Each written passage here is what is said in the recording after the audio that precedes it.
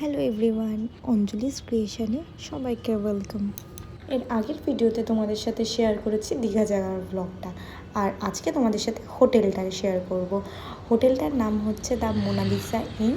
এটা হচ্ছে নিউ দীঘাতেই জাহাজ বাড়ির ঠিক পাশের গলিতেই। তোমরা গুগলে সার্চ করলে দ্য মোনালিসা ইন বলে সার্চ করলেই পেয়ে যাবে, আর ওখানে লোকেশনও পেয়ে যাবে, ফোন নাম্বারও দেওয়া আছে, তোমরা কন্ট্যাক্টও করে নিতে পারো। এটা হচ্ছে রিসেপশনটা। হোটেলটা খুব সুন্দর। হোটেলটা 3 মাস সবে হয়েছে, আর স্টাফদের ব্যবহারও খুব ভালো। আর এটা হচ্ছে সুইমিং পুল এরিয়াটা। সুইমিং পুলটাও খুব ভালো, অনেকটাই বড় সুইমিং পুলটা। আমরা যেহেতু 5 জন গেছিলাম, সেই জন্য আমরা 3টে রুম নিয়েছিলাম, 3টেই ডবল বেডের নিয়েছিলাম। আর এই রুমটার সুবিধা হচ্ছে মাঝখান দিয়ে দরজা ছিল, তো এই রুমটা খুব সুবিধা হয়েছে আমাদের জন্য। প্রত্যেক কটা রুমই খুব সুন্দর ছিল।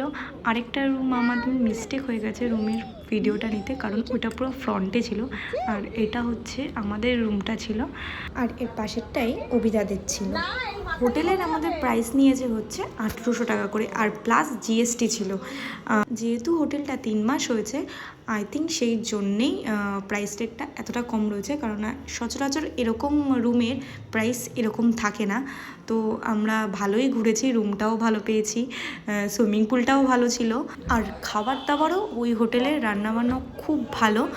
মানে সব কটা সকালের ব্রেকফাস্ট থেকে শুরু করে দুপুরের খাওয়া থেকে শুরু করে সব কিছু রান্নাই ওদের ভালো। আর এখানে সাথে একটা মিনি ফ্রিজও দিয়েছিল, খুব ভালো লেগেছে সেটা আমার।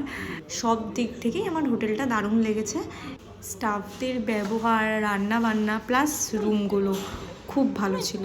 এরপরেই কিন্তু আমরা সুইমিং পুলে নেমে পড়েছি, সেই ছোট্ট ছোট্ট ভিডিওগুলোই তোমাদের সাথে শেয়ার করে নিচ্ছি।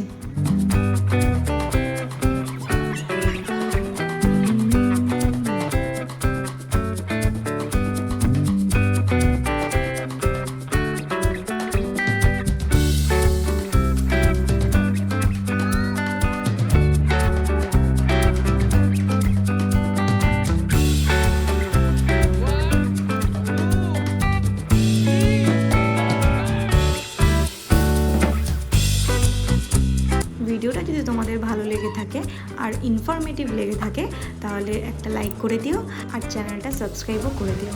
সবাই ভালো থেকো, সুস্থ থেকো। এরপরে আবার নেক্সট ব্লগে দেখা হচ্ছে। টাটা।